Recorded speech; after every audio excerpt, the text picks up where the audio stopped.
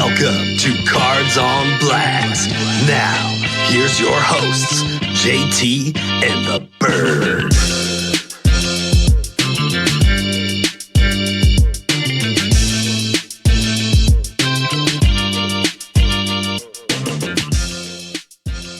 Welcome into Cards on Blast, your home for the latest trading card news, market moves, and deep dives into the world of collecting. You're hanging with your guys, JT and the Bird. This is episode number 36. This is a special episode, Bird. Very special. It is. Yes. Welcome in, my friend Bird, of course, as always, my counterpart, so to speak. Here. How's your day been, my friend? Day was busy, but good. I'm still sore from our walk on, what day was that? Sunday? Was that yesterday? That's why you don't wear cowboy boots to go walking around in. I didn't know we were going to go for a strike, bro. I just showed up to go to the one place, and then we end up striking to another. So, hey. Just got to be prepared all the time, I guess. Felt like Crocodile Dundee on a walkabout. It was great. Well, this is episode number 36. We're stepping away from our city spotlight for an episode. Just one episode, so we'll be back to that. But this is the 36, the collector's mindset, from trading cards to comic art. Yes, we're opening up that book of comics today and comic art. We're going to share a little bit of that with you. We have a special guest we will bring on here in a little bit. Bird can tell you. You want to hint at that, or should we just wait? Yeah, I mean, the best I can do is he's in the art world and the comic book art world. So we'll get more into it. That's right. I don't want to ruin anything ahead of time. All right. I like that. Way to tease it, but not give it away. Yeah. Yes, like every woman I've ever known in my life. Okay. Now, before we get into any of that, of course, we got a couple of our staple segments we're going to hit you with. Let's start off first here with some hobby headlines. And now, hobby headlines. Okay, Bird, there was a record-breaking private comic sale that happened recently. Heritage Auctions and Semper Comics recently closed a massive $13 million private transaction for two of the most iconic comic books. The deal included Batman, #1. CGC rated 9.4 on that one. It sold for $6 million. Whew. Wow. Yeah. And then the next one was Superman #1, a CGC 8.5 Mile High that sold for $7 million. Now, do you know what a Mile High is? I'm not sure what that is. I don't actually. I mean, it's got to be some sort of the rating. Yeah, I mean, it's definitely not the best rating for Superman, but it's a really good rating for that Superman one. Okay. Yeah, and we'll have the picture up here. You can see that the label is a little bit different on the Superman one. I think that's whatever the Mile High is reaching for. This landmark sale reflects a growing market where the elite comic books are treated as cultural monuments and significant investment assets. The transaction follows a recent auction record of $15 million for a Superman #1, which was a CGC 9.0. So you see that all that basically keeping your comic books good could differ in millions of dollars in the future. For sure. Yeah, that $15 million for a comic book is crazy. But that is kind of the holy grail of comic books. It very much is. And right. to have it at a 9.0, I think is just incredible. And I couldn't even find a picture. Oh, actually, I do have a picture of it later. I forgot. But it's pretty cool. Okay. But the idea that there's a 9.0 out there of a comic that old is awesome. Yeah. I mean, an 8.5 ain't bad. For a comic book that's that old, that ain't bad. It was still kept in great condition. Somebody just probably enjoyed reading it more than the other person, I would assume. That's why it got the lower grade. All right. A PSA 10 gem mint card is considered, quote unquote, virtually perfect, exhibiting 4 perfectly sharp corners, sharp focus, and full original gloss. The card must be entirely free of staining, though a slight printed imperfection may be allowed if it does not impair overall eye appeal. Now, I didn't know that. I felt like I felt like a slight printing imperfection would definitely weigh it down. I guess it'd have to be virtually unnoticeable. Yeah, I guess so. Okay. The standard for centering is strictly defined. The image must be centered within a 50 to 45 to 60 to 40% tolerance on the front and 75 to 25% on the reverse. Wow, it gets a little stickier on the back, huh? The reverse gets, it's a little bit easier on the back. It looks like. Yeah, they care less because on the front side, it's got to be that 55 to 45% difference. Oh, okay, right? so that's you're off by 5%, right? That's really close. Got it. Okay, but on the back, if it's a 75-25, they're not as picky on the back because, frankly, who's displaying the back of a card? Interesting. I guess would be I never thought about the way to look at it. Factors such as surface scratches, edge chipping, or any visible wear will typically drop a card to a lower grade. The image here that we're going to be sharing basically gives you a whole breakdown of what you'd be looking for before submitting to PSA or any other grading company, I would say, for that matter. But yeah, it's kind of cool to have these PSA standards. This is actually probably pretty helpful for a lot of people that maybe have never graded a card before, don't do a whole lot of their own research into what the card looks like before sending it off to grading. So if you look here, it's got literally a checklist for you. Screenshot that if you want. If you're going to be grading cards in the future, maybe this will help you out. But it's definitely got number 1 centering, number 2 corners, number 3 edges, and number 4 the surface, which may be a little hard to look at. I think surface is the hardest one to physically look at yourself. Everything else you could do a pretty good job, I would say, of pre-grading, as I like to call it. Yeah, and they say under edges here, it says inspected under magnification. So they really look at those edges closely. And centering is the most common PSA 10 killer. This is what I got. It's got a light. It's a USB little plug-in light with a magnifier. Right. So this is what I use, and it just has a little clip. It'll clip to any. Oh, where's the? Any. Got kind it. Of, anything you need. So that's what I use, and I also have this little clear. It's like a business card, but it has increments with different sizes on it. So you can kind of put it up to the card and look through it and kind of see if you do both sides, see how they compare to each other. It's not exact, probably not exact tools that they use, but it's very helpful to at least get you in the realm of if the card is worth grading or not. Yeah. I think this is very helpful for those that are new to the grading scene and what they're kind of looking for. And it's a good place to start. 10-4. All right. A Silver Surfer statue surfaces. That's a lot of S's just in a headline, buddy. Let's get that DS ready. A rare life-size Silver Surfer statue from 2007 has resurfaced on Facebook Marketplace. Originally created by Idea Planet as promotional display for Fantastic Four: The Rise of the Silver Surfer movie, these chrome figures were issued strictly for theaters and studio events and were never intended for public sale. Not right off the bat. That was at a theater and the manager took it home. Exactly. Yes. Yeah. They were like, "Oh, it's over. We're no longer promoting the show. Bye." I know, right? This.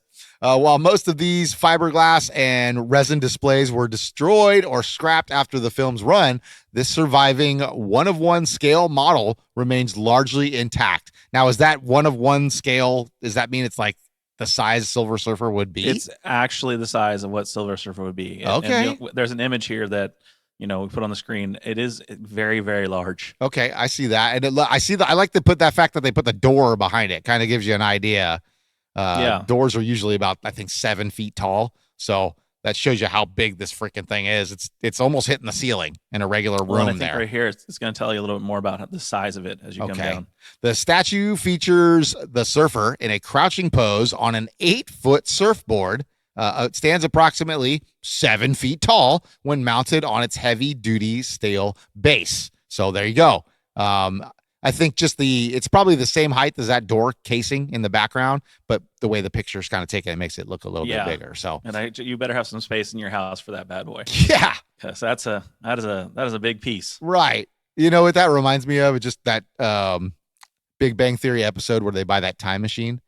Oh yeah, and they think it's like a little is it replica. Like Doctor Who or something? Yeah, it's the Doctor. That's right. Now I never watched Doctor Who. Didn't get that reference, but it still doesn't matter when it comes to the show because it's funny when they think they bought like a little scale, but they bought this giant thing. That's right. Be careful if you go to buy this. It's life size, people. Okay, it's life size. All right. Here's a quick PSA, and I ain't talking about the grading company, for you to check your attics, people. You never know. You never know. Here's a glorious story about checking your attic. Following the passing of James, Uncle Jimmy, quote unquote, Missione? I'm going to go with Missione. I go with. A New Jersey family discovered a massive collection of vintage baseball cards hidden under his home. Wow.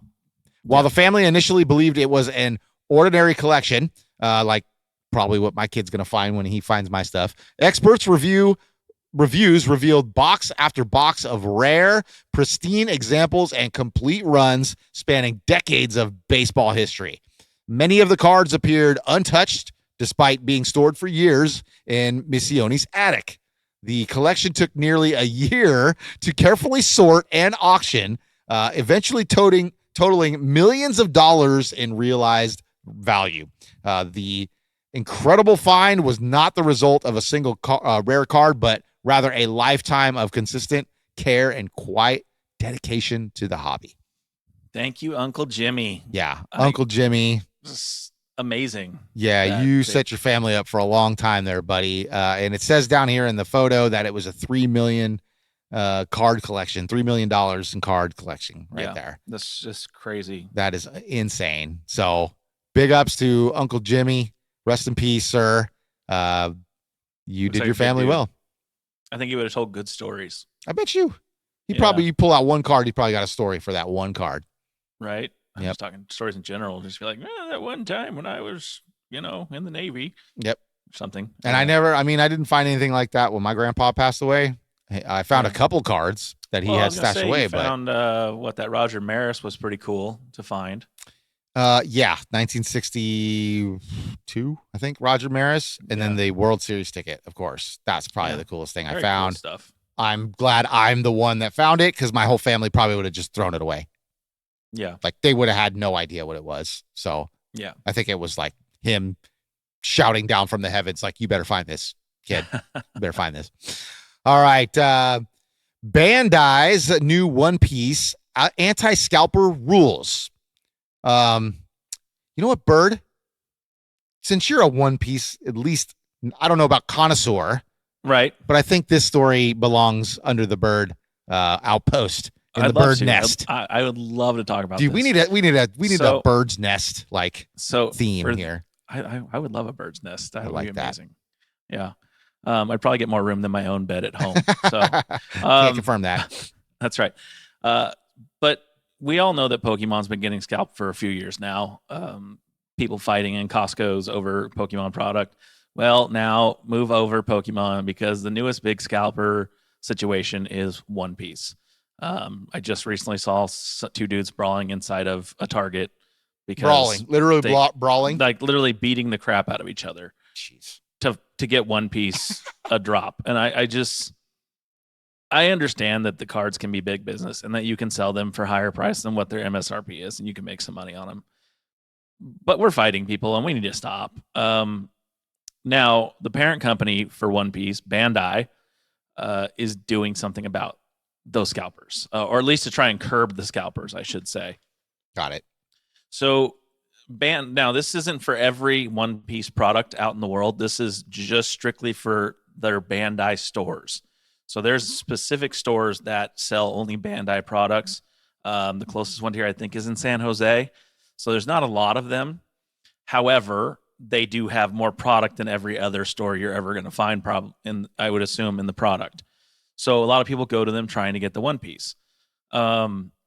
So what they've done is they've put a limit, which is, that they get a lot of product, because 12 individual packs per guest is their limit that you can buy in a single day. And that's from Bandai. That is at the Bandai stores. Okay. Yes, that are specifically Bandai sponsored stores. Got it. The other thing they've done is when you buy booster boxes of the product, they're taking the wrapping off of them. So the plastic wrap around them, which would make them actually valuable because you can say it's unsealed product, or it's sealed product. And that's where the value comes in, is you have a sealed product and you're like, man, there's no way somebody opened this and took out the hits, that kind of stuff, because the product is sealed ahead of time. They've stopped that at their stores, at least. You can probably still find it in card shops and retail stores potentially, but in the buying from them directly, you cannot do so. So that's a little bit different. Super weird. Yeah, and I have a question at the end of this that I'm posed to you to see what your thoughts are. The other thing they do is a wristband system. So you come to the store, you check in, you have to show them your ID. They give you a wristband to wear, and then they write your name on it, right? So then you go in, and when you go to buy your cards, they have they have to check your ID and your wristband at the front before they'll finish the transaction. Like, they're making sure you didn't give it to somebody else to buy more cards.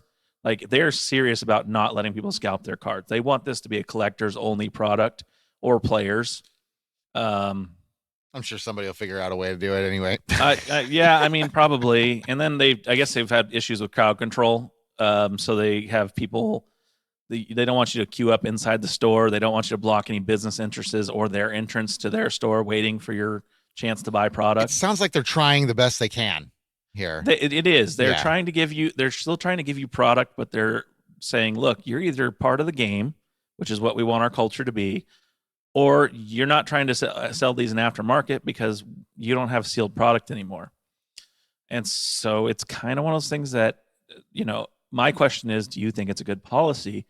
Or do you think, like, for instance, collectors of sealed product that actually hold on to it for years, then resell it, or they just keep it in their collection forever, are getting screwed over? I don't know if they're getting screwed over, but I feel like at least it's noble of them to try something else, right? Yeah. Obviously, the way Pokemon did it left it open to a lot of scalpers and susceptible to people reselling and just screwing the market over in general. At least they're trying. I gotta give them a golf clap for that, at least, for trying. Yeah, they want to keep the product more pure with the gamer, people that play the game. And how do you do that? Because they love the story. They love the anime and the manga and all that stuff. They just really are part of it. Okay. So. Okay. Yeah, I mean, whatever they could do, seems like they're trying it. So worth a shot. If it doesn't work, it doesn't work, and we're right back to where we started anyway. But at least they're trying to do something about this, and I feel like more companies need to do this. Something similar to this. Even when it comes to sports cars and stuff, I don't know how you do that, but they got to think of something, and I commend them for trying. Way to go, Bandai. Way to go. Good job, Bandai. All right. Let's jump back into some comic book news here, because this is kind of that special kind of show. These big five of the comic world have officially shattered valuation records. With this specific lineup alone, okay, I'm going to give you 5 comic books, the big 5. They're accounting for over $18 million in market value. The crown jewel, of course, is Action Comics #1. We kind of already talked about. That's like the Superman first mention of Superman. So I did notice that the one that sold earlier that we were talking about was not the same as this Action Comic #1. Okay. And this is weird. It also says Nick Cage copy. So the reason that says that is because Nick Cage owned this copy and it was stolen from him, and it ended up in the market somehow. So I'm not sure how Nick Cage didn't get this back, because he didn't want to. I don't know. Pay the money. I have no idea. Maybe he got the insurance money on it or something, and he's like, "Yeah, I can't really claim it back at this point." All right. Well, anyway, it set a staggering all-time record with a $15 million sale in January of 2026.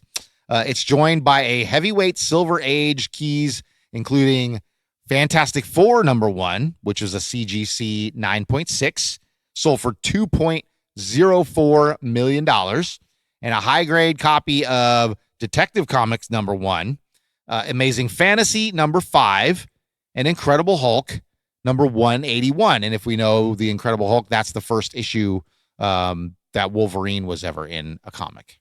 That's why that's what's so valuable there. Together, these issues represent the absolute ceiling of the collectibles market, transitioning from hobbyist items to blue chip cultural assets. But yeah, this action, let's go back to the action number one here. It's funny that it's labeled the Nick Cage copy. It's like they know it was stolen from him and nobody cares. Crazy, right? I know. This ellipses the previous record of 9,120,000 of a Superman number one sale, which this one sold for, like I said, $15 million. The Detective Comics number one. Now, I'm not sure. This is pretty derivative and racist cover. Well, but here's the thing, right? Detective Comics. What are the initials? DC. That's right. That's how DC came to be. Detective Comics was their first comic they put out. Yeah. And yes, the cover is absolutely racist as hell. Not back in 1937. It was normal. I mean, it still was racist then, but nobody cared. That's a good point. Yeah. Well, that one was a CGC 8.5, and it sold for 500,000 plus. Yeah, March of 1937. 37 is when that was released. Yes. The next one on the list was Fantastic Four, number one. Came out in 1961, and this is a CGC 9.6. Sold for $2.04 million. That's a great comic. Very classic there. And then Amazing Fantasy number 15, which was Spider-Man's very first comic book, pretty much. CGC 8.0 sold for $450,000. Yep. As you can see, the Amazing Spider-Man on there. And then that Incredible Hulk, number 181, Wolverine's very first appearance, CGC 9.8, almost perfect, sold for $130,000. Oh, we got one more. Shoot, this one's stuck in there. There's a Daredevil there too. And there's a Daredevil, number one, CGC 9.4, sold for $45,000. But this one we have is not a 9.4, it's a 9.8 for some reason on the picture. So I may have typoed, man. I'm sorry. That's okay. It might be a 9.8 that was sold. Doesn't say what year that came out. I'm trying to look to see if I can see it on that cover anywhere. I do not see that, but it had to have been in the 60s, I would assume. If Spider-Man was already out, which came out, Spider-Man was, it had to have been the 60s. Not quite sure. But all right. Well, that brings us to the end of our hobby headlines today. A little bit different look. We'll be back with some new releases for you next week. We will compose anything we missed for this week into next week's show. But hey, right now, I think we're going to go ahead and do our cracking packs. Yes? Let's crack some packs. Okay. This show's a little different today, so I'm a little up in the air on what we're actually doing. Let's crack some packs. All right. Let's crack them fast. Bird said we're cracking packs. Here. All right. And our guest will be arriving after that. So let's get to it.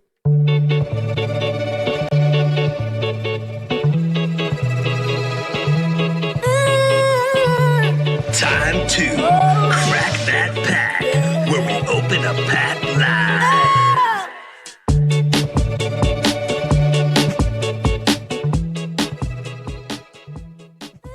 All right. Time to crack some packs open, Bird. I found some comic book stuff. Not really. Okay. I found some comic stuff, is how I should put it, not comic book. Okay. So what I'm cracking today are 2025 Topps Chrome, but it's Marvel movie cards. Okay.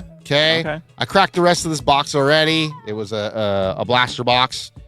Didn't get anything like numbered or autographed, obviously. I think I would have shared that with you. But there were some kind of cool blue Mojo ones. So I think those are the ones we're looking for here. Okay. But let's see. We'll crack one. You can crack whatever you got next, and then I'll crack the last pack there. So only 4 cards in these. Let's hope we get something good, baby. All right. Okay. Number 1, we got Mordo from Doctor Strange. Okay. So these are, I mean, just for the base card, these are even pretty cool looking for base cards. Yeah. So nice image and absolutely. They're nice cards. So we got Mordo. We've got Darcy Lewis. You know who that is, right? Darcy from... Oh, yeah. From Thor. She was in Thor. She was in WandaVision. That's right. She was in WandaVision. She's been in a couple things. So Darcy, also, it's the chick from, what was it, Two Bro Girls. Yeah, that's right. Yeah, that's her. Next up, we have. Is this a holo? Yeah, this is a holo of. I don't know who this is. Jack Russell? Terrier. Do you know who Jack? Yeah, I know, right? No, I don't. I don't know who that is Jack either. Russell. No, I'm not sure the character. Let's read the back here. When Monster Hunter Jack Russell was summoned to Bloodstone Temple. Oh, it's from Werewolf by Night is what it says. So I never saw that. I actually never saw that. So maybe I need to check that out. Last is like an insert card for the Thunderbolts. Okay. It says Thunderbolts. Bucky ties up Alexei, Ava, John, and Yelena.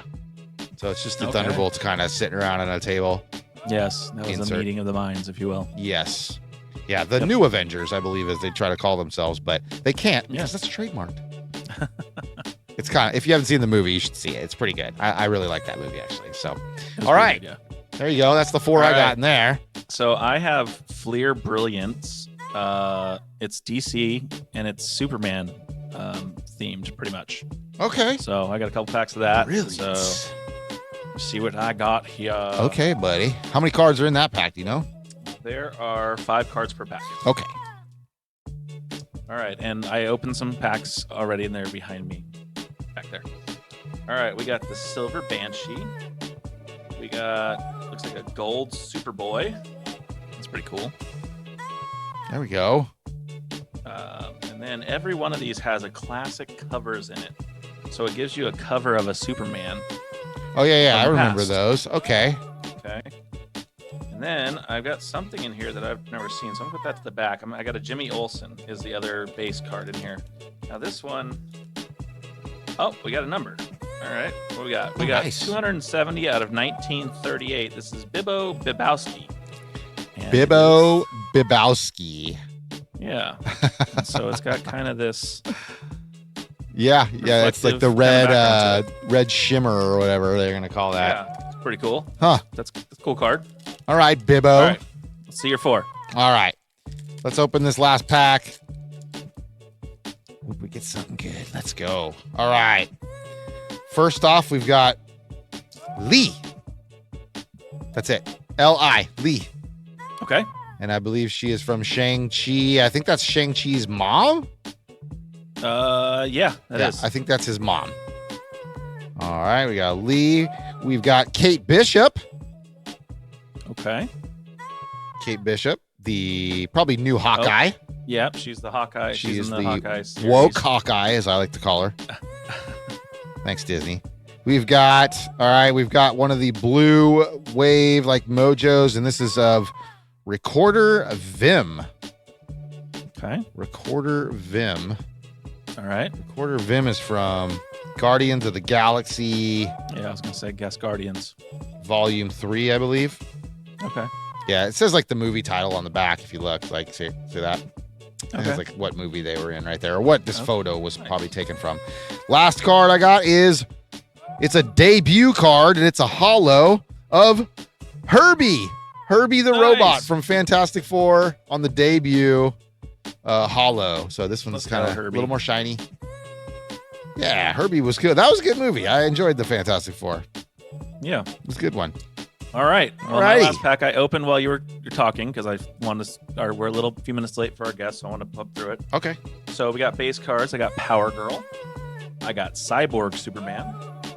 I got Clark Kent, and then the gold for this pack is Superman himself. Oh, that's a good one. That's good. I think love a good Superman. About the best one you could get in there, dude. And then the other thing that I found in these packs is the Superman Revenge Squad. And in this case, I got an Atomic Skull. Oh, yeah. Okay, yeah. So it's Superman arch enemies, basically. Yep. And inserts. Yep. So yeah. Nice. That was it. That was the pack. Yeah, it's kind of like they focused all on Superman, right? It's all Superman. It's all Superman related. It's all Superman comic. Yeah, it's all Superman related. Got it. So that's it. Okay. Well, that was Crack That Pack. Hope you enjoyed. Maybe you cracked along with us in your own comic book. And if anybody can find any like real Marvel comic cards, let me know where. because everywhere I'm finding it's just they're so expensive. So, all right, we'll be back on the other side here. We're gonna get our guest in, and we'll stop teasing you with who it is, and you'll find out here in a few minutes. So we'll be right back.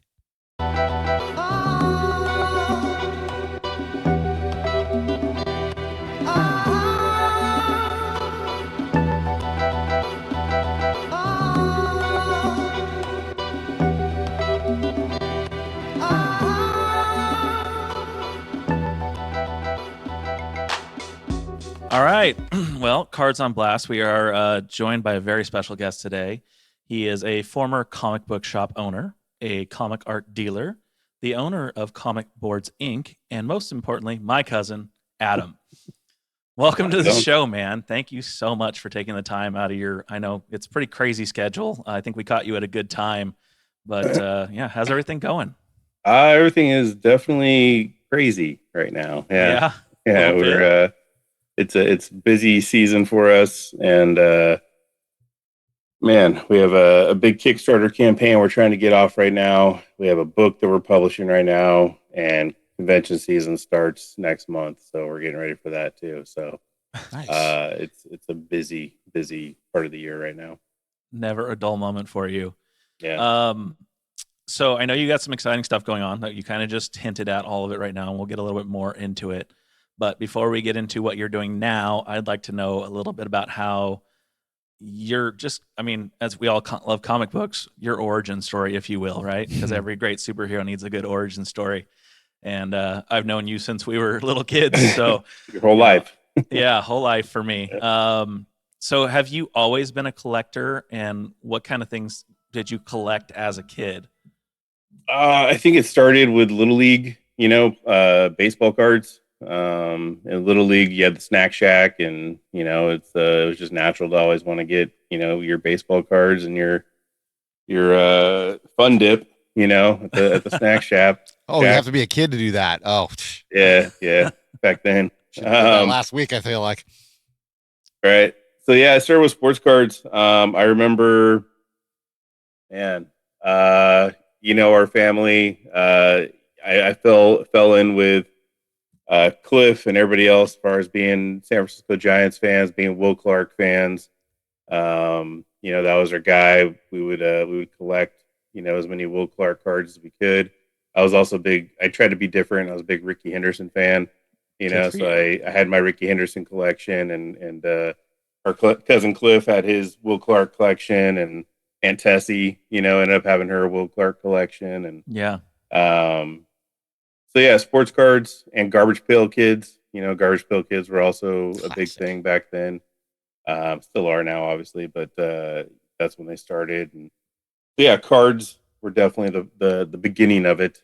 And then I think when I was, I want to say 10, maybe 11, I found comic books, and that was just a game changer. I mean, those were so much more interesting to me. I still continued with the cards. I got really heavy into cards, actually. Like, cards were kind of the, I guess, the first business, I went into buying and selling sports cards. But I was there for Magic the Gathering, when that first started. We came in, Beta was out. I wasn't there for Alpha, but Beta was still on the shelves. What was the first subset I think that was out at that time was Arabian Nights, and then it went into Fallen Empires and all that kind of stuff, Ice Age. And by the time Ice Age came out, I was already buying cases at a time. I'd buy a case of Magic cards and bust them open, and buy and sell and that sort of thing. So it definitely all started with trading cards. That's crazy that you were buying cases at that young. And I remember the first. It kind of sucks because Ice Age wasn't great, but the first case I ever bought of anything was Ice Age, and it was nice because I went on and did like Prophecy and Nemesis, and I mean those aren't great anymore either, but those were better. So. But yeah, then sports cards too. I started doing cases of sports cards back with SP Authentic, Upper Deck first started, and Mm-hmm. me and my buddy Chris Netter, we were buying cases of sports cards, busting them and selling them, and you can make a lot of money, not just on the inserts and autographs and stuff, but sometimes you hit something crazy. I remember the two biggest hits were a Randy Johnson, one of three autograph, and a piece of the ball. And that thing at the time sold for like $3,000. It was crazy. Wow. That was like the most money. I actually, that was the first thing I sold, and like that was just like the biggest score ever for me until I got Hideo Nomo. Is that what his name was? Mm-hmm. I think Hideki or Hideo. I can't remember now. I think Hideo was Hideo? Yeah, it's Hideo. Yeah. It's Hideo. You're right. Yeah. You were right. Is he the one that had a nickname Tornado? The Dodgers pitcher, right? Yeah. Yeah. I think Yeah, you're on the spot there. I got an autograph card, one of three, and he had signed it Tornado, and Hideo Tornado, and Nice. I sold it to somebody in Japan. They were just crazy about that stuff. Yeah. And I sold that thing for $6,000. Wow. And that was like, I'd never ever had that kind of money before. Like I had to tell my dad, I was like, hey, I don't know what to do with this. I just sold this card for $6,000. What do I do? Help, and that was actually that. I remember that card sale was like one of the things that started me into buying big at comics, like to buy big Silver Age and get into some. I bought a lot of statues too. I was really big into the Bone statues. And, that really started some of my big comic investing because I was interested in that. The sports cards were just a means to making money. Yeah. But yeah, that's kind of how it started. It just, I started young at buying and selling, seeing the value in finding the treasure, right? That's what we want to bust that pack open to find something awesome. And it's like, I remember those were my two biggest hits. I think after that would have been like 98, Vince Carter rookies and Peyton Manning rookies. Grading had just started then. And I remember I got a 9.8 on both of those. And those were big flips for me back then as far as the first grading cards that I had. So yeah, I don't know. I've just always been in this world, and yeah, reading comics, of course, took over. Like I said, I think when I was around 10 or 11, our cousin Cliff and I would go to a Sense of Wonder Comics, which was a place in Roseville near Mervin's, which also doesn't exist anymore. I remember it. Yeah. And I would just love when my mom would take me to Mervin's because, I could go to Sense of Wonder. And then it got to the point where Cliff and I would go out there, on our own, even though we didn't have cars yet, we would ride our bikes. Even though I wasn't living in Rockland, it's like I'd get on my bike and I'd ride all the way out there. And yeah, I just I fell in love with comics, fell in love with the stories. Both Marvel and DC. My favorite guys were Punisher back then.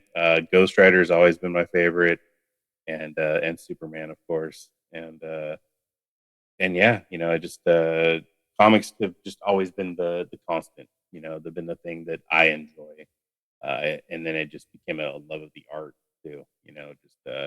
That's how I got to where I am now, working with comic book artists. I just really fell in love with the art of comics and everything that they bring. So I think that's it in a nutshell. Yeah. There's a lot more, but so your parent, you said, your mom used to drive you to Mervin's. One, did you love the air conditioning when you opened the doors? Right. Yeah. That was always a thing in the summertime. You're like, oh, thank God, it's the Mervin's doors. Nice, man. Yeah. But two, did they encourage you to keep pursuing the hobby of both card collecting and the comic world? They did, actually. Like my dad and my mom. My mom, I guess, didn't really care too much. She was just happy that I was, doing something that I liked. But my dad saw that I was good at it, especially when I made some of those big hits, and kind of, let him know the value, and he could see what I was doing with it. And he did encourage me. They both did. as you know, my parents were military. They both were in the Air Force, and they did not push my sister or I to follow their path. You know, they wanted us to do what we wanted to do, and my dad saw the hustle, you know, that it was to be in this industry. But he saw that I was good at it. He saw that I would even take the, you know, the bad with the good. You know, it's big risks. You know, there's a lot of times where you fail. I mean, I've definitely bought more wax and more, you know, boxes that failed than hit, you know. We all have. Yep. Yeah, you know, for sure. And so yeah, no, he definitely encouraged. They both did. You know, they saw that I was good at it. They saw that I was persistent, and they saw that I didn't skirt any responsibilities for it. I mean, I had a job, you know, I when I was 16, 17, I think. Before that, I did lawn care and stuff like that when I was a, you know, young kid. Had my summer jobs and stuff like that. But, you know, I would work too, you know, and I was always working and working early and working hard and doing well at the jobs that I had, you know, and using those to, you know, fund the hobby and fund that side hustle, so to speak. So, right. Yeah. So I think I was in high school because you're a couple years older than me. Yeah. But I think I was in high school when you opened Hobby Monkey. I opened Hobby Monkey in 2003. Oh no, I was out then. I was a couple years out of high school at that point. Yeah, 2003 we opened Hobby Monkey in Rockland, California. My buddy John Bingham and I, and that was you know, dream come true. I was 23 years old. You know, 23 years old. I just opened a business. I'd worked for A1 Comics before that, and learned a lot there. So yeah, I had, you know, yeah, man, I can't tell you how proud I was of that. You know, it's like 23, opening a brick and mortar, a big one at that. You know, it was big. It was a big store, big location. Yeah. So, and we just went all in. You know, we just did everything. We did. We didn't do sports cards, but we did all the card games, the Pokemon, the Yu-Gi-Oh, the Magic, the miniature games, Warhammer, and stuff like that, and then comics, of course. And it was a blast. You know, it was a lot of fun. I made mistakes for sure. You know, I went into that after coming out of A1 Comics, and you know, at A1 Comics, I'd be in charge of doing the comic orders, and I would say, okay, well, Amazing Spider-Man's coming out. How many issues do we need? Well, at A1, I needed 50. So I'm thinking, okay, at Hobby Monkey, you know, I'm not going to need 50, but I'll probably need at least 25. I only needed 3, probably. You know, it's like it's like a brand new store like that. Yeah. I didn't recognize that people that have their comic savers and their subscriptions, they already have them at A1 Comics. You know, so why do they need them at my store? And so I was over ordering a lot early on. Just even though I thought I was ordering a lot less, it turned out to kind of bite me in the butt because I was having a little delusions, you know, of grandeur of how many people would actually come to the store and buy new books. Yeah, and you had a great location. I mean, you were literally a block away from the high school, so we were surrounded by schools. We had a middle school literally right behind us, and then like 3 or 4 other schools within like a biking distance. And the high school right there too. So was it? I talk to a lot of local card shop owners in the sports world right now, and they talk about how hard it is to get product into their stores. Was that ever an issue for you when you were running your shop? Back then, it wasn't like it is now. Since COVID, it's been that way. I still work with a lot of the distributors and stuff, and COVID really changed the collectible market. You know, I'm sure you guys have talked about that before and seen that firsthand. Back then, it wasn't that hard to get stuff. The only real hard thing to get back then was Magic, because you had to be direct with Wizards of the Coast.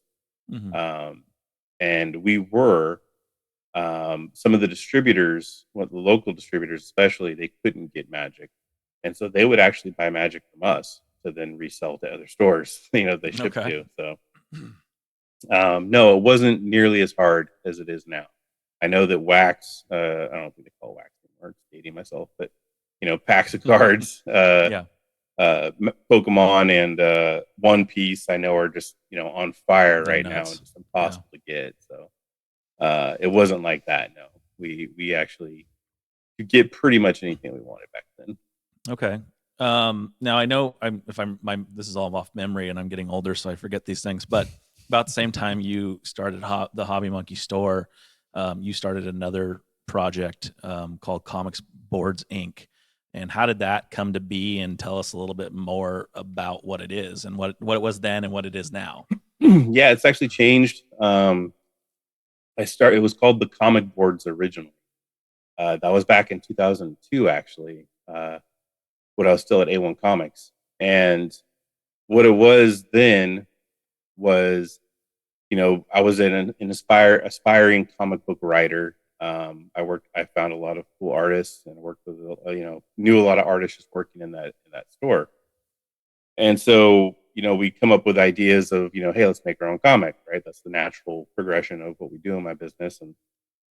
And so when you do a comic, you need the artist, you need the writer, but you also need an inker sometimes. You need a letterer sometimes, the person who puts the word bubbles up there.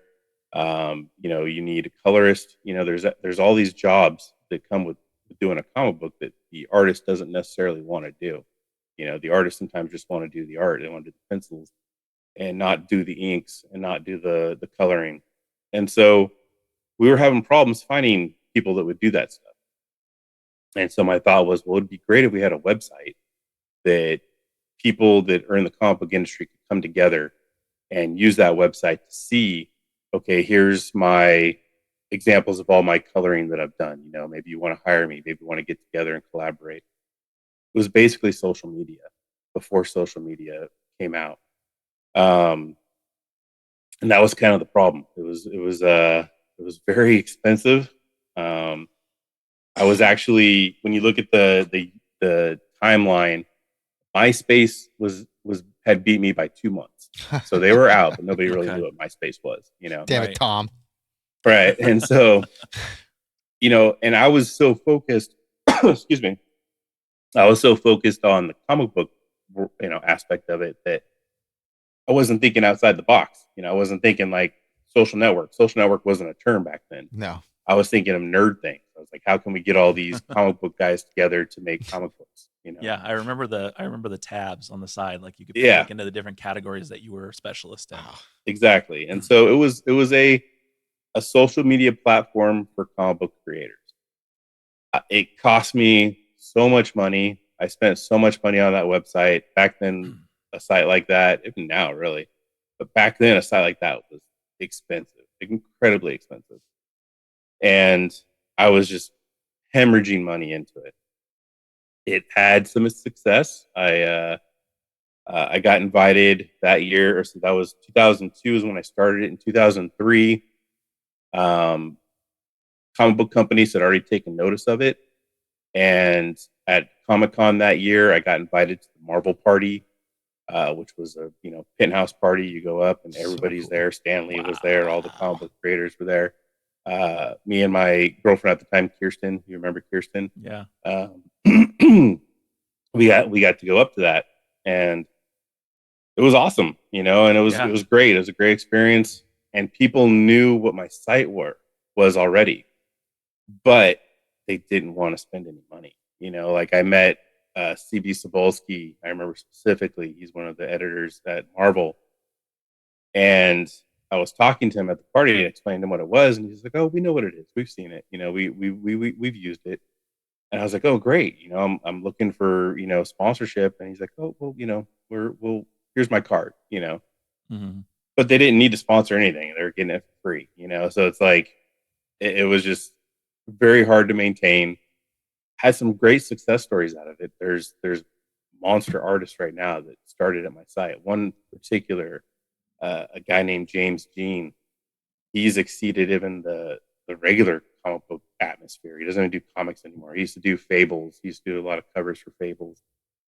He is just an elite artist now, and his art sells for thousands and thousands of dollars. And he started on my site.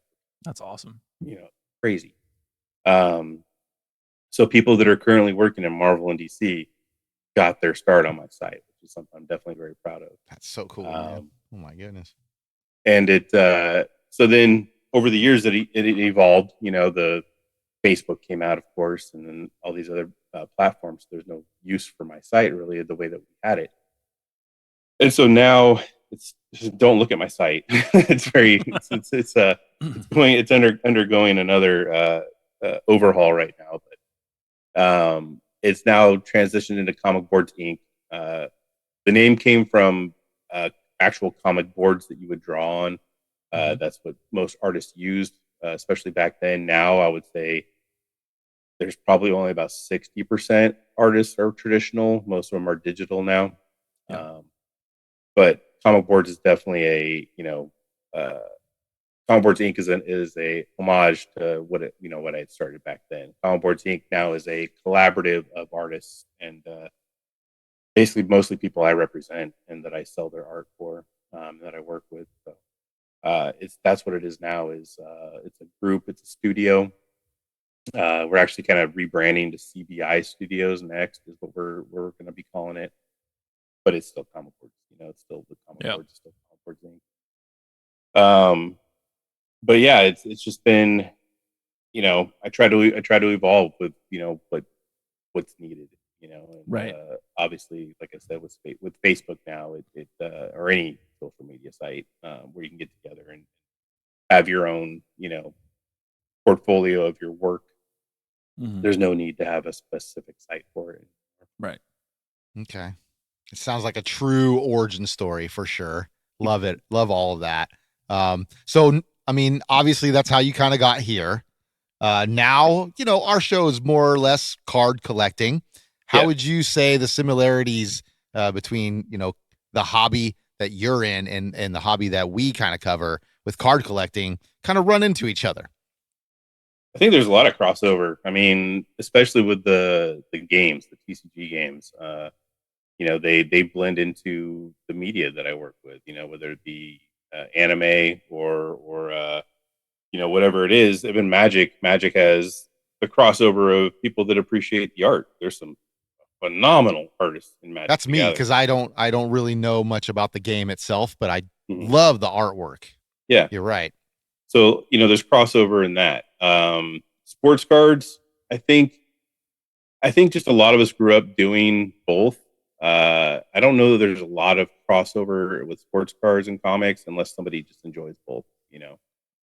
Someone that collects comics isn't going to suddenly, get into baseball, or football. That's right. That's just something they got to do. Although, I mean, I know a lot of guys, again, during COVID, when people were freaking out over sports cards and lining up at Target and stuff like that got into it because, people were bored, right? And they wanted to do something. They saw the hype. They saw the videos, right? And so people jumped in that hadn't done anything in sports cards before. I had people calling me, like, hey, man, what should I be looking for? I was like, anything with an autograph, anything with a serial number on it, and I got out of sports cards a long time ago and haven't really been following too many sports just in general. Ron knows I follow some bad teams. I've always been a Miami Dolphins fan, unfortunately. So there's nothing really to get excited about, Yeah, no worries. I mean, and the Kings, you see my hat. We all have our downfalls, right? Exactly. I'm a Kings fan as well. So there you go. It's like when you're a Kings fan, a Miami Dolphins fan. The Giants had some success, obviously, in the last 10, 20 years, but Kings and Dolphins, it's just heartbreak every year. Yeah. Kings and A's is a tough fandom to live by. I can assure you that. I mean, in our world, we see a lot. The ones of ones, the ones of fives, kind of makes them their rarity. What would be something like that considered in the comic book world? Is there one of ones in the comic book world? There is. There shouldn't be. Okay. There's print runs. So print runs and then fancy covers, right? The 90s gimmicks are back. The holofoil, the chromium, the die cut, those type of things.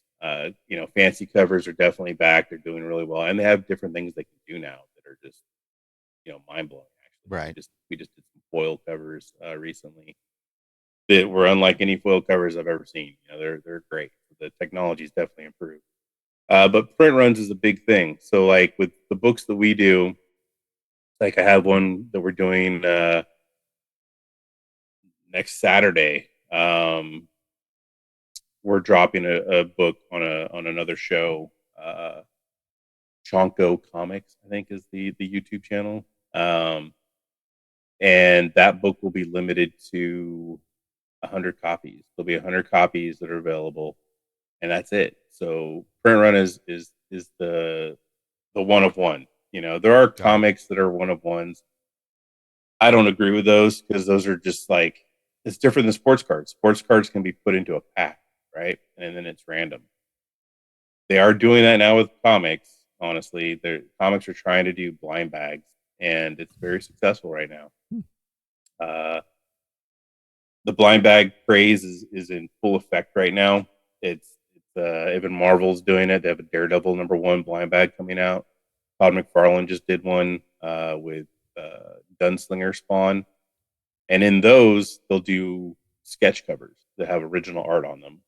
I don't think I have any within reach here, but a sketch cover, you know, would actually have original art on the cover that somebody drew, and that's obviously a one of one. You know, that's very unique and does very well and is worth a lot of money, of course. So, but when somebody does just a printed comic and they put a one-on-one stamp on it, I think that's kind of ridiculous. You know, got it.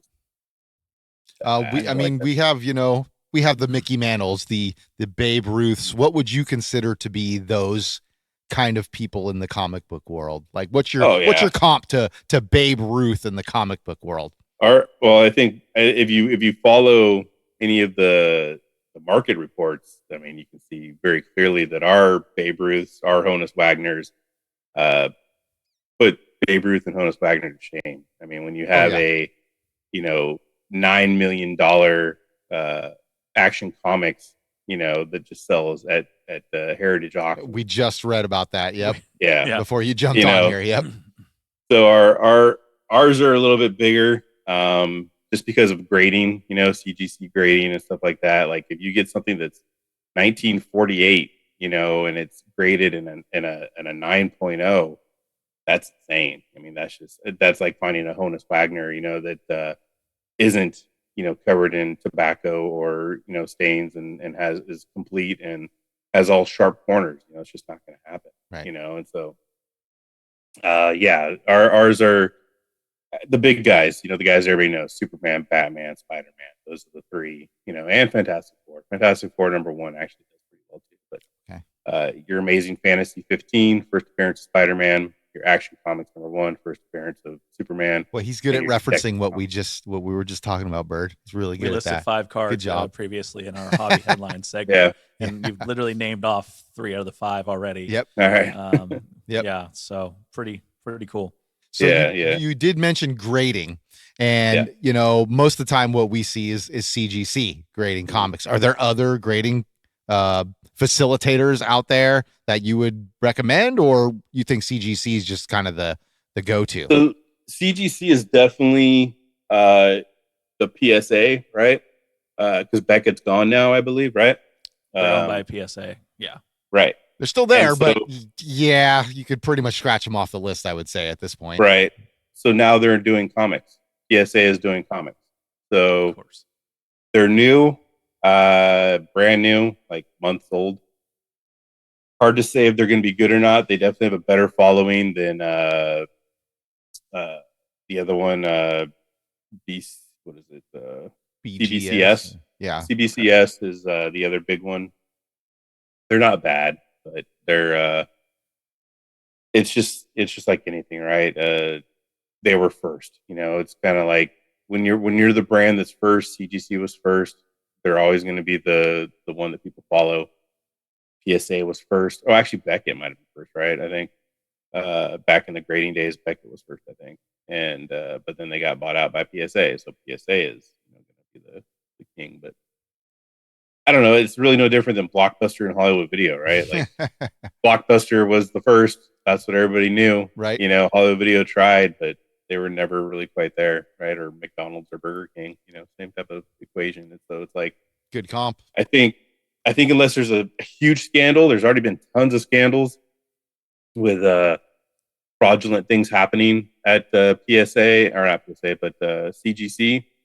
But they're still there. They've been big enough to take them down, so unless there's a really major one, I think they'll stay at the top. Okay. Yeah, for the younger audience, Hollywood Video and Blockbuster is where we used to rent movies. Yes. Rewind. That's right. Yeah. Don't forget. We were much kinder, I felt like, back then because of stuff like that. But that's just my take. We're not going to go there. What would you say are some of the more modern people to look out for in the comic world these days? Because I'm a big Wolverine fan. You can see I got right up here, I got Wolverine and Spider-Man kind of chilling up there, right? Yeah. Those are my guys right there. And that's kind of what I look for. Is that still, are those still guys, kind of the upper echelon guys to collect? Maybe not. A lot of comic book collecting right now is independent characters, creators, stories. I'm sure you've seen the animated Invincible. You know the character Invincible on Netflix, I believe, or no, Amazon Prime, I think.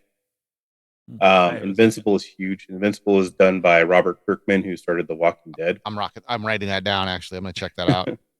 Yeah, Invincible is just on fire right now. Okay. And it's not even new. Invincible's already done. The comic book's done. But since the animation came out on Amazon Prime, it has just been 2 years of nonstop. Like, the books are just on fire. They're hard to get. They're just really hard to get. Just like The Walking Dead was when The Walking Dead started. Right. Same creator. So Invincible is definitely one to check out, and it's good. Good story. Independent books have really taken over as far as, like, a lot of them are horror. Something is Killing the Children by Boom and James Tynion. That's a big one that actually just got optioned. That'll be in Hollywood soon. I think it's going to be a series, which is good. It's a long story. So, like, a lot of that independent type work is just phenomenal right now. People are speculating on all that stuff. Like, and most independent books that come out have some kind of speculation. A book just came out last week called Dork, D''ORC. And it just sold out immediately. It came out of nowhere. It's just a huge FOMO thing going on right now. People are buying them up. It went from a $5 book on release last week to $30 by the end of the day, on eBay. Wow. And it's just all through social media. I'm sure it's a good book. I actually didn't get one. I tried. I went to A1 to see if they had one, and they didn't. So, it's a lot of that. People just speculate, and like, it's just a lot of these YouTube stations, YouTube channels. I'm on one called Beyond Wednesdays a lot, and they're very good at picking what's going to be hot next. And a lot of people watch shows like yours where it's like, this is where they get their information, and this is where they get their inside information from to be able to speculate on what the hot book's going to be, or what the hot pack is going to be, right? Like, as far as, I remember back in my day, it was SP Authentic or nothing. Topps Chrome was the second. And it's like, I think now the Topps Chrome is one of the higher ones, right? I don't follow it that much. It's expensive enough, that's for sure. Yeah.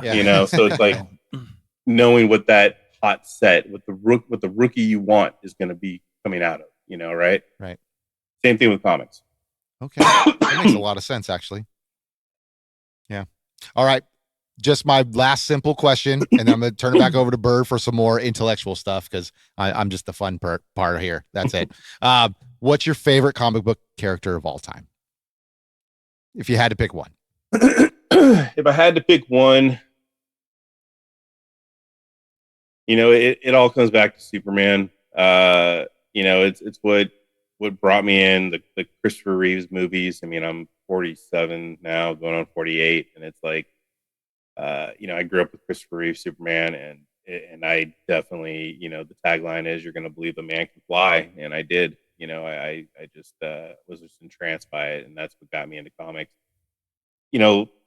As I got into comics and found out there's characters like Ghost Rider and Punisher and things like that, I got more interested in reading those, and those are better reads. Superman's actually only has a handful of good reads. just because he's such a hard character to write for. Right. Like, he's just a hard character to write for. He can do anything. He can do everything. Exactly. Yeah. So the more interesting stories are definitely not Superman stories. There is one though, one of my favorite stories ever from Superman. It's pretty much, I think it's now turned into everybody's favorite Superman story. Is the first appearance of a group called the Elite and a guy named Manchester Black. It's just a phenomenal story, and it's definitely one to check out. It's a one shot, so you don't need to buy a whole series, and it just it's a really good Superman story. But yeah, I can't deny that it is Superman. I mean, there's photo evidence of it, and we were stationed in the Azores for a while, and there's a picture of me on the couch at 5 years old in my Superman pajamas, and nice. I think I had those too, my man. I think I had those too. Yep. Yeah, he once Superman his cast into my mouth and knocked a tooth out too. Hey. Did I do that? Yeah, in Aunt Rachel's backyard. Oh yeah, all right. Took a cast to the mouth, and then my tooth flew out, and I was like, "Oh, well, how about that?" I vaguely remember that. Yep. Yeah, we were flying at each other. I was casted up quite a bit. I broke my right hand twice or three, definitely twice, maybe 3 times. Yeah. So currently, outside of all the other stuff you're doing, you travel around the country selling comic book art. What's the next big show you're going to? And tell us about that. So in March, we have MegaCon, which is in Orlando. I've never done it before. It's a big show. I don't know. I never had a reason to do it because we have San Diego out here, and we have plenty of big shows on this coast. My dad's family is from Florida, and before he passed, we went out there right before the year before he passed. We took him out there, and that was really my first time back there since I was a kid. Like, I went there when I was in high school for a summer, and it was fine. It was great, and I'd been there before that when I was a kid, but I didn't really know my family there, and so when I went back with my dad back in 2021, I was like, man, you guys are pretty cool. Like, it was shocking. We don't need to get political or anything, but I'm Californian. I lean left, and so you feel like Rosebud in Florida, it's nothing but the right, and so that's just kind of what I always imagined, and it wasn't that at all. I was very surprised. My family there was very similar, and so I had a good time, and then I went back. I purposely decided to look for shows out there for a reason to visit them every year, because my dad passed, they were sad, obviously, and out here it's just me and my uncle Rick from that side of the family, and so it's been a good excuse to get out there to visit them. And so when MegaCon came available, I was like, yeah, I'll be able to spend time with them as well. So that's what I'm doing. But MegaCon is going to be a monster show, and we have so much planned for it. We're going to be releasing. So I work with an artist named Sveta Shubina, and Sveta Shubina is an artist who lives in Ukraine, and she's unfortunately dealing with everything that is happening in Ukraine right now. So things aren't great, but we're getting a lot of work done, and she's just she's a workhorse. She's a powerhouse, and she was huge before I met her. I met her going on 4 years ago now. We were introduced by another artist that I represent, an artist named Andrew Tarazov, and man, it's just completely changed my business, completely changed what I do. I'm having so much fun working with both of them, to the point where we decided that we're gonna do some comics. She's mainly a cover artist. She's doing incredibly well. We got her into comics 3 years ago now, I think, at the end of almost not 3 full years, but I think 3 calendar years. And she's blown up. She's one of the hottest artists out right now. Just about every comic she has that comes out makes the top 10 list, if not number 1, the week that it comes out. And when we do our sales, we sell out within minutes, like literal minutes. We just did our most recent drop on New Year's Eve. and we sold out in 2 minutes. Yeah, that was on Beyond Wednesdays, right? I'm sorry? Or the Beyond Wednesdays show? Or Yeah. Yeah. I watched you sent me the link for that, and I watched, and they're like, this is gonna be a short episode because it's New Year's Eve, and it was 4.5 hours long. Right. So it's just been incredibly fun. Sveta has a characters that she created called the Halloween Trio, and they're very famous. A lot of people have probably seen them out there. Don't think I have any. Oh, actually, hold on. I do have an example. Yeah, I'm looking at this. Got a T-shirt here. So this is her Halloween Trio. Whoa. Yeah, just cover your face. That works the best. We figured out on this show. Yeah. So these are her trio, cool. And she's recreated them, updated them, pretty much every year. And they're her most famous characters. They didn't have a story or anything like that. Just something she created. And unfortunately, it's also her most ripped off property. It gets stolen all the time. If you go to Etsy, you'll find hundreds of listings of that artwork and other artwork of the same characters, and none of them are hers. Not a single one. Not much things on Etsy are I found real, I would say. Right. Yeah. And so that the pattern even ended up on a dress in Walmart. Walmart was selling it. Lovely. So, whoa, kind of crazy. So when we decided that we're going to do a comic book, we decided that it would be kind of cool to kind of take them back, kind of make it known that these are her characters. And so we decided to do a horror anthology. So it'll be 3 stories per issue, much like Tales from the Crypt was. And the characters in the Halloween Trio are your storytellers. They're your crypt keeper, your grave digger, your witch, and the people that'll be introducing each story. And so we gave them all names. We have Boo Bell, we have Rattle Rose, and we have I'm forgetting the name of the pumpkin is God, I'm blanking right now. And so we started this, man, it's been quick. Like we really only started, I think maybe 3 months ago.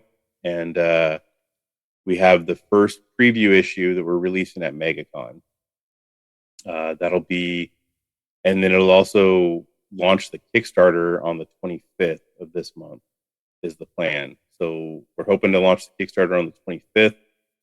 On that Beyond Wednesday show, we'll also pre-sell the preview edition that'll be out at MegaCon. For those that can't make it to MegaCon, we always try to do that. We always try to make sure that we have some set aside for online sales. And these will be a limited print run of, I think, 300 is what we're doing on the preview.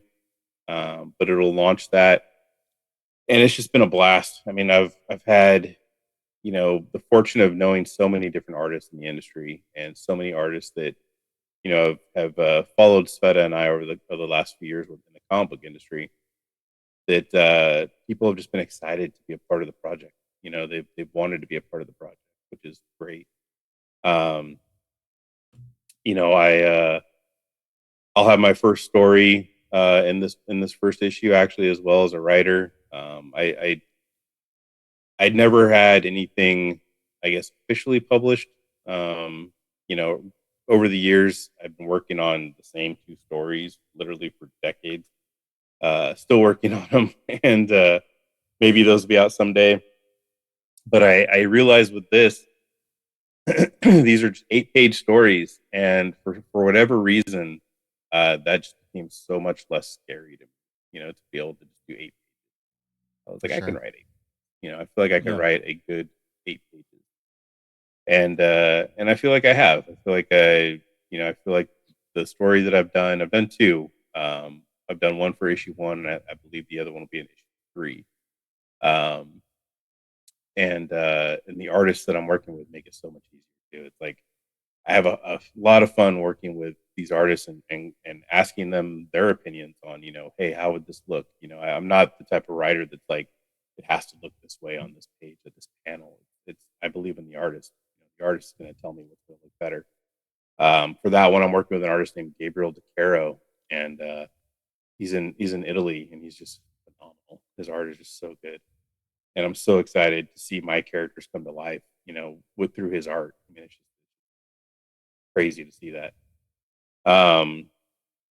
So yeah, it's going to be a busy show. I'll have that book there.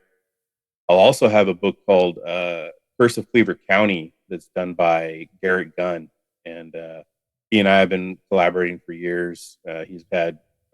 We've known each other for years, and we've done books for him already with Sveta, and Sveta is doing the rest of his series. That book actually got canceled years ago after issue number 2. We had already done 4 covers for him because we had thought that the whole series was going to get done back then, and it didn't, and unfortunately got canceled after 2 issues. And then as Sveta got popular with her other books that have come out in the years since, people wanted to go back and find, what her original first published books were, and some of them were those Cleaver County books, and those blew up so big on the aftermarket. I mean, they went from being $5 books to $300 books almost overnight, and they're scarce, hard to get. And so people were like, well, what are these? What is this? And it created so much fire under that series that he's able to relaunch that series and start it again and finish it. And now it's just doing fantastic, So issue 3, I believe, or maybe I think issue 3 is what we're doing at MegaCon. I can't remember, but she did a special cover for that, and we'll have those exclusives as well at MegaCon. So it should be fun. It should be cool. Again, I've never done it, but I've heard nothing but good things. So it's a big show. I know that it's on the level of WonderCon or any of the not as big as San Diego, obviously, but the next level up. And for anybody looking into it, it is I'm looking at it now. It looks like it's March 19th through 22nd at the Orange County Convention Center. Yeah, which it looks like tons of celebrities and just guests and all kinds of stuff. Anime guests, gaming stars, comic creators, of course, as yourself. Animation voices. Just it looks like a huge event. And this celebrities list, I'm trying to scroll through the page here. I was gonna mention a few, but there's just so many. Yeah. So I know John Cena's there, right? John Cena's like the first one on the list here. Absolutely, yeah. So I mean, it's loaded with people. So make your way out there, people. If you're into this stuff, like this is the spot to be. This is the spot to be. I was gonna say I've never been to the San Diego one. I know you have multiple times. But I don't know how big that facility that they have that in. But in my time, the only place I've seen bigger than Orange County's convention center, I think, is Chicago. Okay. The McCormick Center is gigantic. It's like the biggest convention center in the country, but Orlando's huge. San Diego is, well, wait, which one in Chicago? I've been to Chicago. I've done some conventions in Chicago, but I guess I don't know the name of it. I thought it was a Rose something. Yeah, I'm not sure, but I think this one, the one I went to, is the McCormick Center. I go for my kids' volleyball tournaments. Yeah. And I get to see San Diego's massive, dude. San Diego is just, you can look at it on Google Maps and just be like, holy crap. Like, it's a big center. So yeah. Yeah. So I think you'll love it. I think it'll be a blast, and I think the weather will be actually pretty decent considering it's March, not July. Yeah. When I'll be there this year. So I'll be there in July. Yeah. Ouch. Looking forward to the afternoon thunderstorms every day I'm there. Yeah, so. Right. Yeah, Florida is Florida, that's for sure. It's crazy, crazy weather, crazy humidity. So if people want to purchase Sveta's artwork or Andrew's or anybody else that you're working with, like, is there places, where can the people find that kind of stuff? Yeah, for Sveta, it's svetashabina.com. Svetashabina.com is where you're going to want to go. She does have an Etsy as well. And either one of those, when you order prints, they come from me here in Marysville, California. I run her Etsy. I run her website. So you're not paying international shipping or anything like that from Ukraine. It's all from me. I do everything. But yeah, svetashabina.com for her. And for Andrew, it's Tarazov, Tarouv. Or sorry, the Z, right? Tarazov.com. And make sure you get those over to Ron so we can put them up on the screen there for everybody. Yeah, absolutely, for sure. Yep. And so and then on what were we doing? On Sveta's stuff, if you guys have fans that like Sveta's art, I believe Ron was going to try to do a giveaway, correct? Hey, breaking news. Yeah, people love free stuff, especially our fans. But so we thought, I don't know if any of our people that watch our show are fans. However, this will probably theoretically be on the air Wednesday officially. Okay. So I know you're going on Beyond Wednesdays this week, and so maybe people that are Sveta fans potentially could also, comment. I don't know. What do we want them to comment, JT? It's got to be a secret word here. I know. That's what I'm saying. So you got to spend some time in our episode here. Maybe one of the names of the characters that you showed us there, I think would be. About Rattle Rose. Rattle Rose. I love it. You heard it here, people. That. Rattle Rose is your code word. Yeah, double R's. We like it. Let's do. What's a good number? You want to do 6? You want to do 8? What do you want to do? I'm happy with whatever. JT, you have a number 6. in mind? Yeah, I think 6. 6. Yeah, let's the first 6 people that comment Rattle Rose will get yourself a free print. You can either I don't know how you want to do it. If you want to have them text you to let you know what they want, and then we'll take care of you. We'll figure that part out later. Okay. Yeah. But I like it. Sounds good. It's great. Love it. That is great. All right. And then there's social media, and you also shoot me over the social media page for those folks, and we can link that down at the bottom as well. That way we want people to be able to find them and support them and their art and your, projects and all that good stuff. So I think I'll definitely get this to you. Fabulous. All right. Well, I think that was it for our end on the interview process. But I think I mentioned to you on the phone the other day, we do a segment here called What You Got in the Stack. And I don't know if you were able to figure out something you wanted to share. So I have lots of fun things behind me that I could definitely show you, but I actually... We'll just pick one. Wait, we have a little music drop that... We're going to run our music. Yeah. And it's a whole thing. It's a whole thing. I got something in today. Literally just today that I'll share with you that I actually think it's already one of my favorite things. I love it. Let me play this music right on the other side. As long as music in the little background doesn't distract you, because it does play during the segment, I think it'll be okay. It'll be low. So, but we'll run this music and grab what you got and give you about 30 seconds to get ready. Here we go. Got it. And now, time for What You Got in the Stack.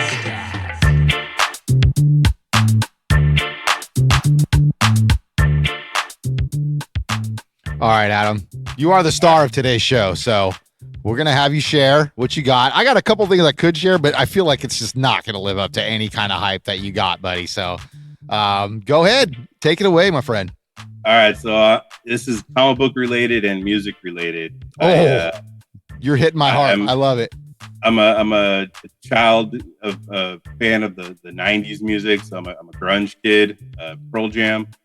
Anybody that's seen Pearl Jam's video "Do the Evolution," it was all animated video done by Todd McFarlane from comics, from Spawn, from Spider-Man. Nice. And I've been hunting animation cells from this video forever, and one came up, and it was at a price that I could manage. They normally go for a lot, like $4,000. There's 2 that are available in Arizona right now for $6,500.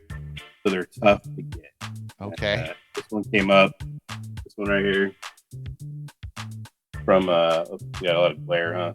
Yeah. Okay, you're good right there. Now just tilt it a little bit. Tilt it forward towards the camera. There you go. It's getting better. Right, maybe you can send Ron a picture of this too. We'll share it on the screen so everybody gets a good look at it. I literally just got it today. That's so cool. So this is a cell from the video, and it's signed by Eddie Vedder. What? Oh, that's amazing. What? Jackpot, baby. This is my pickup. Yeah, little sound effects there when something good comes up. That's so awesome. I'm stoked to have it. Like so excited to have it. It had some cool story to it too. The guy that sold it to me, his brother worked in the music industry. worked with Pearl Jam a lot, and this was handpicked by Eddie to give to him as a gift. And unfortunately, this gentleman passed away, and so his brother is now kind of selling through some of his memorabilia and stuff like that. So it was just cool to hear that this was one that you got, handpicked for him. And so, yeah, I'm stoked to own it, and it's not just one of the meaningless frames, of background or anything like that. I've almost pulled the trigger on just to have one, just because they're so hard to get, right. And so yeah, it's easily already one of my favorite things. Well, we're all 90s kids here too. We definitely appreciate that. I'm gonna even use a 90s term. That is rad. Right. That's totally rad right there, man. Like that's awesome. So yeah, I'm not even pulling what I was going to share out. That's fine. These people deal with my junky crap all the time. Pull it out, buddy. All right. You gotta see it. This is just something I've had. Hold on, I'll grab it. All right. Why not? Just something I've had for quite a while. And Bird and I took a trip down to Davis, California to go check out this comic book store this week. What was the name of it? Bizarro World? Bizarro World. Okay. Yeah. And I saw this actually sitting there, and it had a $25 price tag on it. I was like, oh, okay. Nice to kind of know what it's worth. But it's the Deadpool #1 that I've had since when it came out, 92 or 3 or something like that. I can't remember when that actually came out. I can't remember either, actually, with the year of that one. But that's the first issue of the limited edition or limited series. Yes. Yep. And like I said, I almost bought the other copy, but I felt like I was looking at it, I was like, dang, mine's even in better shape than that one they had there. So I feel kind of good about myself all of a sudden. But yeah, then I got like a little Wolverine one I was going to share just because Wolverine's my favorite. He's my absolute favorite. So that's that should be, I think that's Mark Teixeira art, possibly. Okay. Big text at the bottom. Oh my goodness, I think it does, but I don't have my glasses right now. And like I say, yeah, we're all 90s kids. We all need glasses these days. So, but my kind of comic book, there you go. My comic book prized possessions, I have Wolverine #2 and 3. Okay. Those are like my best ones I have. I've shared them on the show before. I'm still looking for #1 out there somewhere. Are you if you're talking about the limited series, or are you talking about the ongoing? I think it's the ongoing series. It was from like 82, I think is when they were both released. Does that sound familiar? Am I wrong? I might be wrong. They'd be later than that, I think. Okay. But I'm not sure. I have to look at those. Okay. It's all good, man. I love them regardless. I'm still looking for the first issue so I can at least complete my first 3 set there. But yeah, that's what I got. I don't know if Bird's sharing anything today. I did not bring anything. That's okay, buddy. I actually gave away a lot of my comics to a friend of mine that was really into that kind of world. I had a lot of Punisher stuff from back in the day because that was kind of my comic too. Nice. Warzone, with all the different weapon sets that came with the series. Yeah. But yeah, so I gave him away to a friend that I thought would appreciate him more than I was at the time. Mm-hmm. He appreciates him more than you now, for sure. It's a girl, actually. Oh, she appreciates. She's been on the show, actually. Oh, Isabella. Okay, I know. So awesome. Yeah, she's a big horror fan, and so definitely like anything horror related or that kind of gruesome kind of world. She digs. So I was like, hey, I think you'd like these. And she's like, that's awesome. She was super excited. Well, Adam, dude, thanks for visiting with us. Hopefully you have a great time at Comic-Con, all your ventures that you're into out there. I'd love to see a lot more. I'm going to go follow all this stuff. So please. You got a new fan for sure. And thanks for coming on the show, man. It's a blast hearing all these stories and just learning. I appreciate you having me. Yeah, absolutely. Anytime. You can come back anytime you'd like. We are always open to guests. And if you guys want to go down to the MegaCon, is that what it's called, right? MegaCon? That was MegaCon, yeah. Yeah, next month, Orlando. That'd be a great, man, maybe I should take some PTO, go down there and visit. That'd be awesome. So, hey, thanks for coming on the show, man. Yeah, man, I appreciate it. All right. Yeah, thanks, cuz. Appreciate it. All right, guys. Take care. See you, man. Yeah. Okay. All right. That was awesome, Bird. That was, right? I told you he was going to be good. That was awesome. He's very comfortable speaking about the topic. And it was so easy to interview him because you asked the question and then he gave you the best answer you were ever going to, no matter what you were going to ask after that, he was giving everything you had. Yeah, he was, he was knocking down our questions left and right like it was nothing. Like he was the Babe Ruth of the show today. Yeah. Love it. Absolutely. He was a great guest. So thank you again, Adam. And see you around the neighborhood. So to speak. Yeah. So, but hey, that was a special episode 36, right? It's been in the works for a little bit. Bird had this in his brain, and it's your little brainchild, man. How does it feel coming out right there? This is like 3 or 4 months in the process, right? Like this is back in the teens when I started thinking about having him on the show, and timing was difficult because of all the traveling. But yeah, I'm glad you made it happen. He was absolutely the guest that I was hoping he would be. Yes. So that was so cool. Like, I'm so happy we did that. Hey, big shout out to Adam for joining us. Go check out what was it again? Comic Inc. He said don't look at his site yet. Oh, right now he said don't look at the site then, people. But it's Comic Boards Inc. Comic Boards Inc. But he said it's going to switch to CBI something. I couldn't remember the exact terminology. Watch the episode, listen, you find out, go back. Listen to us 3 or 4 times. You'd love it. It's great. That's right. And where can they find the Cards on Blast crew? That's me. That's you. Where can they find us, buddy? So, yeah, you got to check us. I always say YouTube is the place. Not only do you get to see our lovely faces, you get to see expressions, you get to see our guests live and in person, you get to see the cards that we've pulled. If you're on the road, don't look at the cards, though. Yeah, don't put it on YouTube while you're driving. PSA. Yeah, we're not responsible for anything that public happens. Service announcement. Don't watch our show while you're driving. Correct. You're a passenger. Watch the hell out of it. Mm-hmm. But if you can't get us on YouTube, then check us out on Spotify, Amazon Music, or Apple Music. And please give us a follow. Give us a shot on Instagram. We love seeing you there. Technically, we have an X account, but I don't post to it enough. And don't forget to that little code word that's out there. I'm not going to repeat it because you guys needed to listen. That's right. And we want to see those comments on YouTube specifically, folks. So that's going to be your place. We might stretch it to Instagram if we have the means. If you even want to go on there and comment, we might consider it. But let's stick to YouTube for now. But yeah, come see our faces. Come hang out with us. Cards on Blast. Hey, episode 36 has been great. Good job, awesome. Bird. Good job, my friend. You as well. Yes. It was good seeing you this weekend, too. And hey, maybe I'll just say, screw it, go to Orlando myself. I think you should go. I think you should video yourself there and show us what it's about. That'd be awesome. Be a great short. Check out our shorts. Hey, check out our shorts. Yes. Yeah, I'll be wearing shorts down there. But yeah. All right. Hey, for Bird, for me, JT, we'll see you guys next week. Bye, everybody. Okay. All right. No, seriously, I think I'm done. Ooh, I think we're done. I think that's good. You finished? That's it, man. Game over, man. It's game over. What the f*** are we gonna do now? What are we gonna do? Maybe we could build a fire, sing a couple of songs, huh? Why don't we try that?